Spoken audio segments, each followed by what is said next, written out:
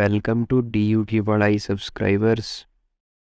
तो साथियों, इस वीडियो में आज हम म्यूज़ियम एंड म्यूजियोलॉजी, जो कि हमारा स्किल एनहांसमेंट कोर्स का पार्ट है, इसका सिलेबस देखने वाले हैं और साथ ही साथ स्टडी मटेरियल भी देखेंगे और उस पर एक छोटा सा ओवरव्यू भी हम लेंगे स्टडी मटेरियल का। अगर आप दोनों में से कोई भी चीज़ें डाउनलोड करना चाहते हैं तो लिंक डिस्क्रिप्शन बॉक्स में है, आप विज़िट कर सकते हैं। तो चलिए सिलेबस से शुरुआत करते हैं। सबसे पहले हम इसके क्रेडिट्स की बात करें तो टोटल क्रेडिट्स 2 हैं, एक लेक्चर की है और एक प्रैक्टिकल की है। इसका मतलब आपका एक थ्योरी एग्ज़ाम हो रहा होगा, एंड सेमेस्टर एग्ज़ाम, और आपको एग्ज़ाम लिखना पड़ेगा जाके, और एक क्रेडिट आपकी प्रैक्टिकल की है, यानी आपको प्रैक्टिकल भी कंडक्ट करवाए जाएंगे कुछ कॉलेजेस में। भी हम आगे पढ़ेंगे सिलेबस में कि क्या क्या प्रैक्टिकल्स होने हैं। तो चलिए आगे हम देखते हैं। पहला चैप्टर हमारा इसका थ्योरी पे बेस्ड है, जिसमें हमें म्यूज़ियम एंड म्यूजियोलॉजी के बारे में पढ़ना है।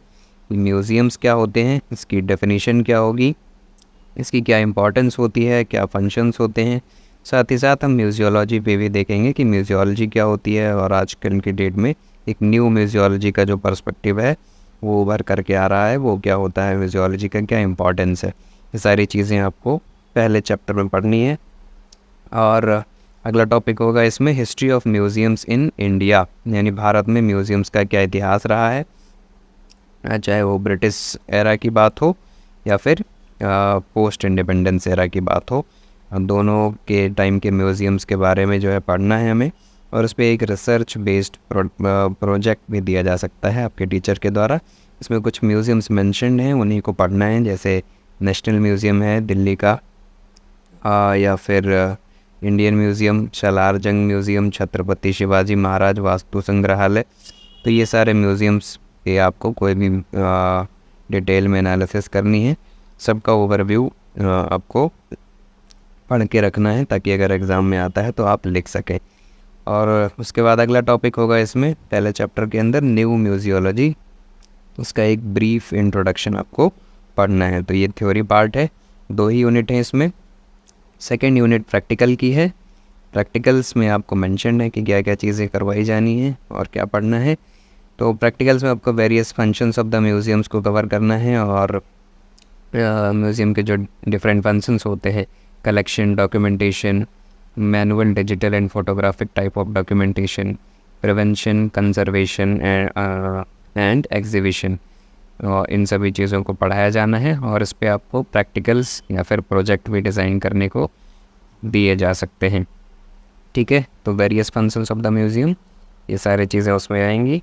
टाइप्स ऑफ म्यूज़ियम, इस पे भी प्रोजेक्ट हो सकता है, और ये सारी चीज़ें आपको प्रैक्टिकल्स में करवाई जाएंगी। ठीक है, प्रैक्टिकल के अंदर ये सिलेबस में ये भी मेंशन है यार कि आपके टीचर को म्यूज़ियम लेके जाना है, और वहाँ पे बच्चों को सिखाना है कि म्यूज़ियम के क्या फंक्शन होते हैं, क्या वर्क होते हैं, डिफरेंट टाइप्स ऑफ म्यूज़ियम।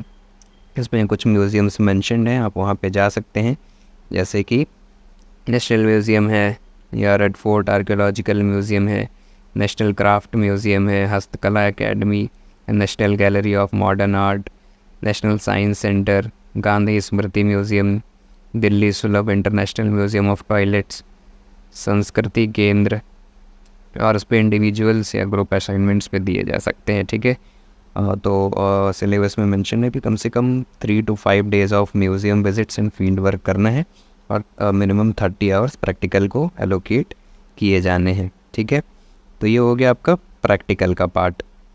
ठीक है, और आपको एंड सेमेस्टर एग्ज़ाम भी लिखना है, इन्हीं सब चीज़ों से क्वेश्चंस आ रहे होंगे।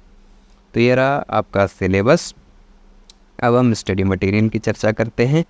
स्टडी मटेरियल आपको प्रोवाइड कर दिया गया है यार, इसके PDF के अंदर आपको मिल जाएगा इस प्रकार से। सबसे पहले यहाँ पे आपको सिलेबस देखने को मिल रहा है थ्योरी का, जो भी हमने डिस्कस कर लिया यूनिट 1 का।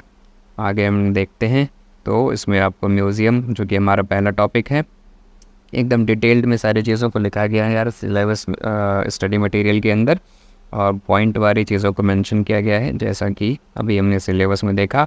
आप डाउनलोड कर सकते हैं इसे, और एग्ज़ाम में बेहतर मार्क्स ला सकते हैं। तो हम देखेंगे, डिटेल में नहीं जा रहे होंगे, आपको लेक्चर मिल जाएगा डिटेल का। तो म्यूज़ियम क्या होता है, म्यूज़ियम की डेफिनेशन यहाँ पे आपको मेंशन की गई है म्यूज़ियम इंस्टीट्यूशंस होते हैं जिनका काम होता है कलेक्शन, प्रिजर्वेशन और एनालिसिस हम different objects related to history, cultures and scientific significance, इन सभी चीज़ों के लिए study and education of the public के लिए म्यूज़ियम्स होते हैं। ठीक है, तो यहाँ पे पहला टॉपिक है म्यूज़ियम। म्यूज़ियम की इम्पॉर्टेंस क्या होती है? प्रमोट्स कल्चरल हेरिटेज को प्रमोट करना हो, या फिर एजुकेशन एंड लर्निंग के लिए हो, रिसर्च एंड स्कॉलरशिप के लिए हो, या फिर टूरिज़्म एंड इकोनॉमिक इम्पैक्ट, या फिर सोशल कोहेशन को प्रमोट करना हो, इन सभी चीज़ों के लिए म्यूज़ियम का महत्व है। ये सारी चीज़ें इंपॉर्टेंस ऑफ म्यूज़ियम्स में आपको पढ़नी है। उसके आगे लिखा गया है कुछ बेनिफिट्स म्यूज़ियम जाने के। एजुकेशनल पर्पस के लिए हो सकते हैं, एंटरटेनमेंट पर्पस के लिए होते हैं, और कम्युनिटी इंगेजमेंट के लिए होते हैं म्यूज़ियम विजिट्स। आगे यहाँ पर म्यूजियोलॉजी आपको देखने को मिल जाएगी। म्यूजियोलॉजी होती है यार study of museums and their role in society को हम म्यूजियोलॉजी बोलते हैं। म्यूजियोलॉजिस्ट कौन होते हैं वो यहाँ पे आपको मेंशन किया गया है, जो म्यूजियोलॉजी की स्टडी करते हैं। और म्यूजियोलॉजी में क्या क्या टॉपिक्स को कवर किया जाता है वो सारी चीज़ें आपको यहाँ पे देखने को मिलेगा। History of museums in India, यहाँ पे आपको सबसे पहले कॉलोनियल एरा के म्यूज़ियम्स देखने को मिलेंगे। आप देख सकते हैं किस तरीके से अच्छे से एकदम पॉइंट वारी चीज़ों को लिखा गया है कि कॉलोनियल एरा में कैसे था, ब्रिटिश पीरियड में कैसे था, और फिर उसके बाद पोस्ट इंडिपेंडेंस एरा में म्यूज़ियम का इंडिया के अंदर कैसे उद्भव और विकास हुआ। ठीक है, तो ये पोस्ट इंडिपेंडेंस एरा है, इसमें जो प्रोमिनेंट म्यूज़ियम्स मेंशन किए गए हैं सिलेबस के अंदर उस पर भी डिटेल में लिखा गया है। पहला नेशनल म्यूज़ियम दिल्ली है, इसके बारे में आपको यहाँ पे देखने को मिल जाएगा, 1949 में इस्टेब्लिश किया गया था। इसी तरीके से कोलकाता इंडियन म्यूज़ियम है, इसको 1814 में इस्टेब्लिश किया गया था। इसी तरीके से अगला आपका सलार जंग म्यूज़ियम है, हैदराबाद में है, और 1951 में इसको इस्टेब्लिश किया गया था by 6th Nizam of the Hyderabad. इसी तरीके से आपको वेस्टर्न इंडिया में छत्रपति शिवाजी महाराज वास्तु संग्रहालय देखने को मिल जाएगा, इसका पहले नाम था प्रिंस ऑफ वेल्स म्यूज़ियम। तो इस तरीके से जो म्यूज़ियम्स हैं उनके बारे में आपको एक डिस्क्रिप्शन प्रोवाइड किया गया है स्टडी मटेरियल में। आगे आपको यहाँ पे न्यू म्यूजियोलॉजी देखने को मिलेगा। न्यू म्यूजियोलॉजी जो आज के डेट में एक तरीके से उभर करके आ रही है, जिसमें वेरियस फील्ड्स के लिए म्यूज़ियम्स बनाए जा रहे हैं, चाहे वो साइंटिफिक हो या फिर कल्चरल हो या फिर ट्रेडिशनल हो, सभी चीज़ों को इंक्लूड करके म्यूज़ियम्स में अब शोकेस किया जा रहा है। तो ये म्यूजियोलॉजी है। न्यू म्यूजियोलॉजी के बारे में आपको यहाँ पे सारी चीज़ें देखने को मिलेंगी, जो की प्रिंसिपल्स हैं इसके, कम्युनिटी पार्टिसिपेशन, मल्टीपल पर्सपेक्टिव्स को इंक्लूड करना हो, या फिर इंक्लूसिविटी और एजुकेशनल पर्पस के लिए। ठीक है, तो इस तरीके से म्यूजियोलॉजी है। और आज की डेट में म्यूजियोलॉजी को किस तरीके से प्रैक्टिस में लाया जा रहा है डिफरेंट म्यूज़ियम्स के अंदर, जो न्यू म्यूजियोलॉजी है उसको हम कैसे प्रैक्टिस कर रहे हैं, वो सारी चीज़ें आपको एक एक चीज़ें पॉइंट वार यहाँ पे आपको देखने को मिलेंगी। तो ये आपका पहला चैप्टर का मटेरियल हो जाएगा। आगे आपको यूनिट 2 देखने को मिलेगा पीडीएफ में, जो कि प्रैक्टिकल का पार्ट होने वाला है। इसमें फंक्शंस ऑफ म्यूज़ियम्स आपको पढ़ना है। तो फंक्शंस में जो डिफरेंट फंक्शन मेंशन हैं, collection and acquisition of the museum, documentation and cataloguing, इसमें जो डिफरेंट टाइप्स हैं, manual documentation, digital documentation, photographic documentation, इन सभी को आपको डिटेल में यहाँ पे देखना है। कंजर्वेशन एंड प्रिजर्वेशन, म्यूज़ियम का फंक्शन होता है environmental controls, storage and handling, pest management, conservation ethics, इन सभी चीज़ों को जो म्यूज़ियम्स ध्यान में रखते हैं इस्टेब्लिशमेंट के वक्त। ठीक है, इसी तरीके से म्यूज़ियम का अगला फंक्शन होता है एग्जीबिशन एंड डिस्प्ले, है ना। तो ये सारी चीज़ें म्यूज़ियम के अंतर्गत आती हैं। एजुकेशनल प्रोग्राम्स भी म्यूज़ियम्स के द्वारा चलाए जाते हैं, वर्कशॉप्स एंड लेक्चर्स भी कंडक्ट की जाती हैं, और पब्लिक इंगेजमेंट के लिए भी होता है म्यूज़ियम। फिर आगे होगा इसमें टाइप्स ऑफ म्यूज़ियम, कितने टाइप्स के म्यूज़ियम होते हैं, और ये स्किल एनहांसमेंट कोर्स है। तो जब आप म्यूज़ियम जाएंगे डिफरेंट म्यूज़ियम्स, तो वहाँ पे आपको सिखाया जाएगा कि किस प्रकार से डिफरेंट टाइप्स ऑफ म्यूज़ियम्स होते हैं, और उस बेसिस पे आपको ये स्किल आपके अंदर आ रही होगी, और आप पहचान सकेंगे कि कौन सा म्यूज़ियम किस टाइप के अंदर आएगा। ठीक है, तो टाइप्स ऑफ म्यूज़ियम में कई सारे होते हैं। सबसे पहला आपका यहाँ पे आर्ट म्यूज़ियम है, और आप देख सकते हैं यहाँ पे आपको एग्जांपल्स भी लिख के दिए गए हैं कि कौन कौन से कुछ जो मेन म्यूज़ियम है वो आर्ट म्यूज़ियम्स के अंदर आते हैं। जो national gallery of modern art आपने शायद विज़िट किया हो, दिल्ली में है। और छत्रपति शिवाजी महाराज वास्तु संग्रहालय जो कि मुंबई में है। ये सारे आर्ट म्यूज़ियम्स हैं। इसी तरीके से हिस्ट्री म्यूज़ियम्स होते हैं जो कि हिस्टोरिकल पर्सपेक्टिव पे बेस्ड होते हैं। इंडियन म्यूज़ियम कोलकाता या फिर नेशनल म्यूज़ियम दिल्ली, क्या आप ज़रूर विजिट करिएगा national museum Delhi.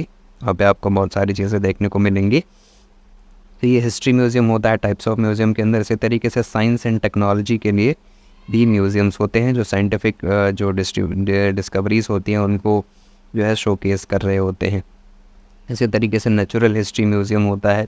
Geological survey of India और सलारजंग म्यूज़ियम जो है इसमें आते हैं। और स्पेशलिटी म्यूज़ियम्स भी होते हैं इसके अंदर। और इसमें वर्चुअल म्यूज़ियम्स भी एक तरीके से, अब आज की डेट में जो डिजिटल युग आ गया है तो वर्चुअल म्यूज़ियम्स को भी अब एक्सपीरियंस किया जा सकता है। और interactive and hands on museums के अंदर हमारे children museums and interactive science centres, ये चीज़ें आती हैं। तो ये इस प्रकार से आपका स्टडी मटेरियल है, आप डाउनलोड कर सकते हैं और आप इसको पढ़ के जाएंगे। एग्ज़ाम में इससे बाहर कुछ भी नहीं आ रहा होगा, सारी चीज़ें आपको इसी से देखने को मिलेंगी और आपके बढ़िया नंबर आ रहे होंगे, टेंशन लेने की कोई ज़रूरत नहीं है। तो एक ही PDF के अंदर इसी तरीके से आपको सिलेबस, स्टडी मटेरियल्स दोनों मिल जाएगा, आप डाउनलोड कर सकते हैं। Visit the link in description. So I hope आप सभी को सारी चीज़ें समझ में आई होंगी। अपना फीडबैक और सजेशंस देना मत भूलिए। So please give your suggestions and feedback in the comment. This is the end of the video. Thank you. Have a nice day.